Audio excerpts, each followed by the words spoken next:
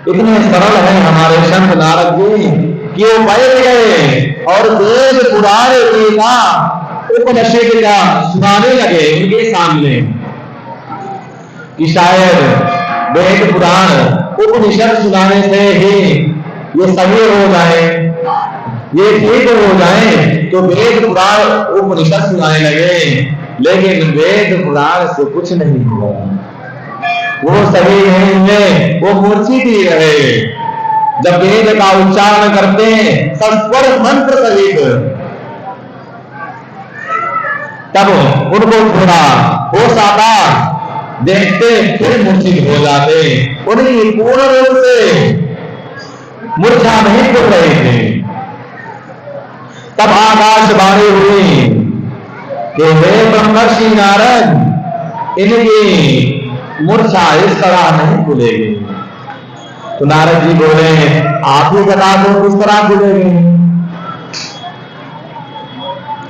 तो उन्होंने कहा, आपको सत्कर्म करना चाहिए। और आकाशवाणी चली गई।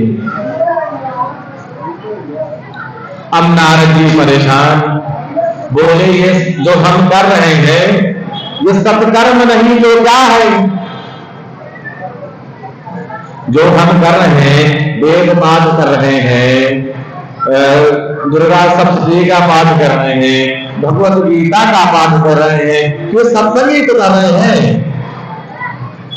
तो सत्संग क्या है? ये नहीं। अब आपने बताया नहीं, चले गए। मन में ऐसा विचार करने लगे नारद जी। तो उन्होंने सोचा कि चलते हैं किसी महात्मा, किसी ऋषि मुनि से जाकर के पूछते हैं। तब नारद जी वहां से चल दिए और विश्वास दिलाया भक्ति माता को कि निश्चित रूप से ही हम आपके ज्ञान वैराग्य इन दोनों पुत्रों को फिर से युवा अवस्था में ले आएंगे।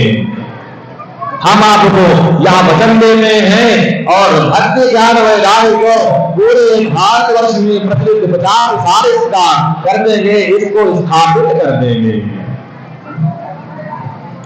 जब ऐसा कहा तो भक्ति माता खुशी से गदगद हो गई, प्रसन्न हो गई। तो भक्ति माता कहती है कि जब इन्होंने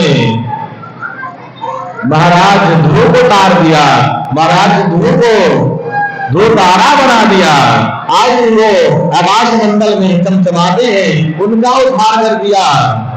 महाराज प्रहलाद का उद्धार कर दिया, इन्होंने उनको मार्गदर्शन प्रदान किया, उनका उद्धार हो गया। तो निश्चित रूप से मेरा भी उद्धार होगा।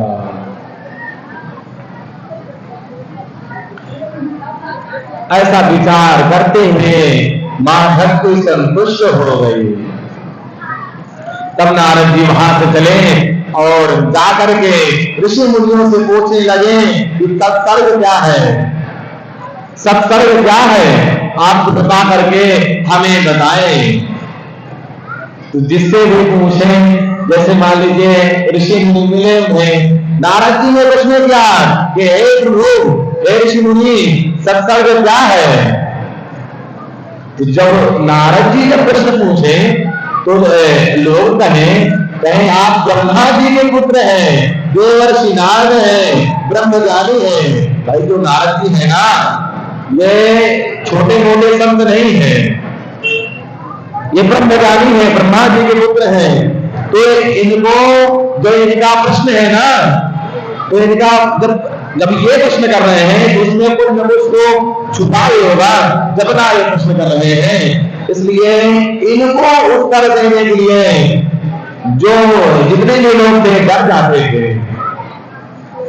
आज की डेट में कोई बड़े प्रोफेसर है, कोई बड़े विद्वान है, कोई बड़ी पोस्ट में है, ज्ञानी है, यानी कि पढ़े लिखे है, अगर वो किसी से प्रश्न करते हैं, माने जाने व्यक्ति हैं अगर,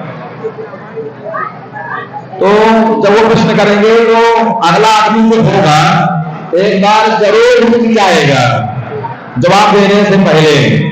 असाधारण आदमी पूछेगा तो जरूर दे देगा, तुरंत दे देगा, पूछेगा कि जवाब दिया।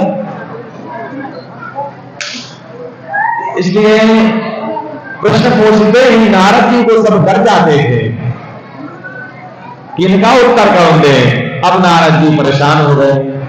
एक महात्मा थे, उनका नाम बहुत चला था, बहुत प्रसिद्ध था कि बड़े विद्वान शब्द हैं, ब्रह्म ज्ञानी है ये भी। तो नारद जी ने सोचा